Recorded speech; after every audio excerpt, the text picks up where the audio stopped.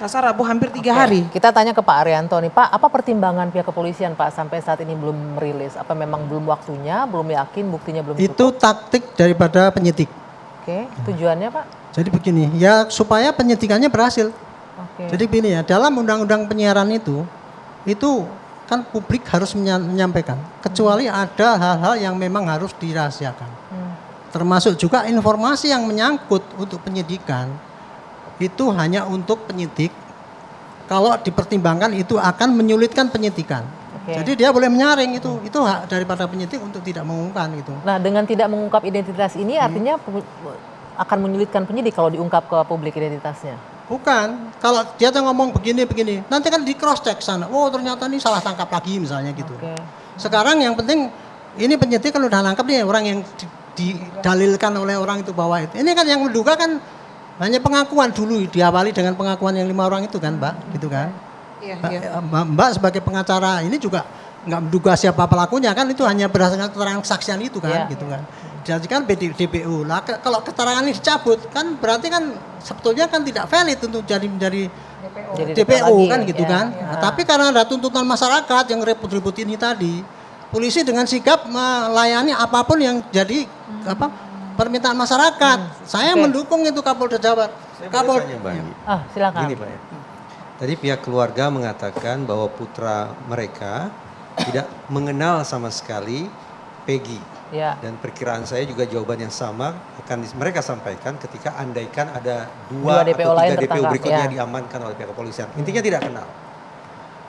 Pertanyaan saya lantas, nama DPO ini awalnya muncul dari siapa? Dari pengakuan kan Pak Jogi? Pak Jogi, dari mana muncul nama 3 DPO ini? Jadi mungkin begini Pak, supaya saya luruskan dulu. Bapak kan tidak tahu apa yang terjadi sejak dari awal sampai dengan kami berhadapan di sidang pengadilan. Jadi narasi Bapak tadi terlalu banyak, saya lihat itu keluar daripada apa yang sebenarnya terjadi. Yang Bapak maksud keluar dari jalur saya atau siapa? Bukan. Pak Ari. Pak Ari. Jadi begini Pak ya, kami sebagai lawyer yang ditunjuk setelah kelima klien saya berada di Polda Jabar, itu dulu digaris bawahin. Setelah dilimpahkan ya. Ya, artinya apa yang terjadi di kepolisian Resort Cirebon Kota di ruangan narkoba ya saya tidak tahu. Tetapi pengakuan daripada orang tua klien kami terjadi di situ penyiksaan. Sebentar, ini kenapa di ruangan narkoba? Ini kan kasus kriminal. Baik, saya jelaskan kembali. Supaya lurus lagi nih kan. Ini pemberitaan ini sudah berulang kali disampaikan. Ayahnya daripada almarhum Egi ini anggota polisi yang bertugas di bagian narkoba. Selaku kanit. Maka tindakan-tindakan di luar daripada prosedural itulah yang dilaksanakan. Di luar prosedural? Itu betul. Oleh ayahnya almarhum Eki? Oleh ayahnya almarhum Eki. Yang menangkap 8 orang itu dari narkoba atau dari reskrimum? Dari narkoba dibantu dengan anggotanya. Memang ada indikasi mereka masalah narkoba gitu? Bukan. Jadi begini, saya jelaskan supaya clear ini masalahnya. Ada 2 orang yang memberikan informasi yang keliru atau sesat kepada orang tua daripada Eki. Yang 2 orang itu adalah Aib dan Dede yang sampai persidangan tidak pernah hadir. Walaupun kami sudah minta kepada majelis hakim agar mereka dihadirkan. Karena itu adalah bagian daripada saksi yang sangat penting untuk kami tanyakan. Apa alasan mereka mengatakan bahwa kelompok-kelompok anak muda yang berada di rumahnya, di depan rumah Ibu Nining, bagian daripada pelaku kejahatan seolah-olah. Padahal ada satu kecelakaan yang terjadi di flyover. Nah ini kan informasi tidak digali, tidak dimatangkan. Kalau kita bicara dalam konteks penyelidikan. Sebentar. Kenapa emosional begitu? Langsung mau tangkap. Ini kan tidak boleh. Karena anaknya menjadi korban. Barangkali kalau orang awam melihat kan begitu, berarti ini anaknya jadi korban pembunuhan. Kami juga di ruang persidangan sudah mengatakan, kami turut belasungkawa. Tetapi dalam konteks hukum pembuktian harus jelas. Nggak boleh. Nggak boleh main tangkap, terlepas katakanlah dia pribadi polisi.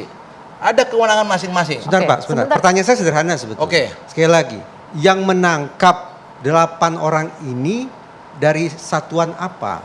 Satuan narkoba.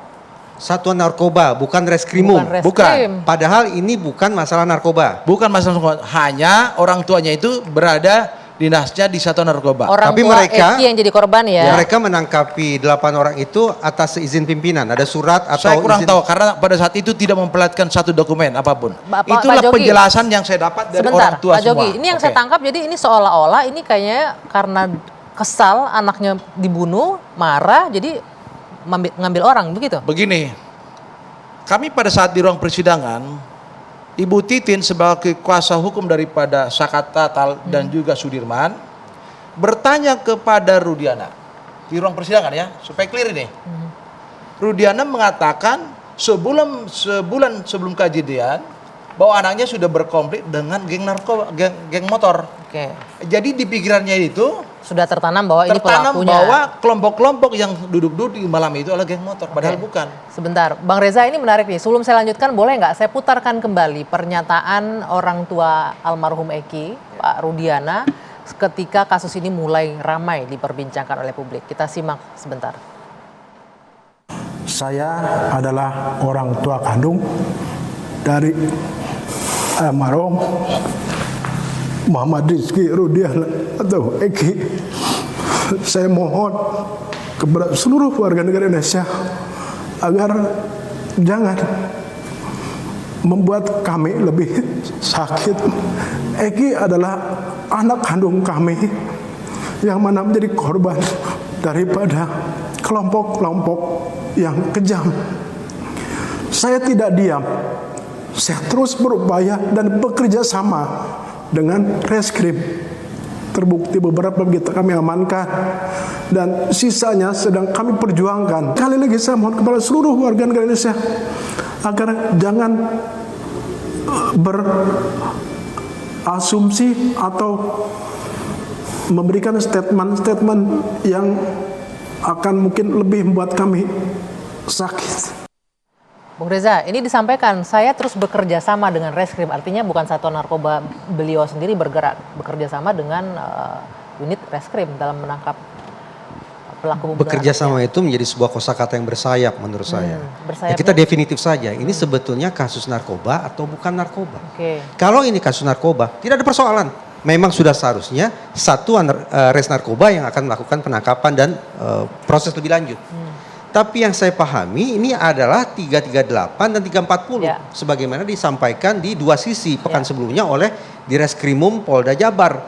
338 adalah pasal pembunuhan, 340 adalah pembunuhan berencana. ya. Tidak lain tidak bukan harus ditangani oleh satuan Reskrimum, kriminal umum, bukan narkoba.